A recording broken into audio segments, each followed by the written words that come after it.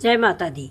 आज दोस्तों मैं आपको एक ऐसे पेड़ के विषय में बताने जा रही हूँ जिसको हिंदू समाज में घर घर में जाना जाता है। ये हमारी तुलसा माता का पेड़ है। देखिए, तो ये तुलसा माता अक्सर गर्मियों में सूख जाती हैं, तो इनकी देखभाल करिए। और हिंदू धर्म में ये रिवाज है कि ये पेड़ सबके घरों में होना जरूरी है। तो चलिए इस पर पुष्प की वर्षा करते हैं, पुष्प चढ़ाते हैं और नहा धो के इसकी पूजा जरूर करिए। तुलसा माता का पेड़ है, इसकी पूजा से आपका घर धन धान्य से भरपूर रहेगा, आपके बच्चे स्वस्थ रहेंगे और आप सुखी रहेंगे इससे।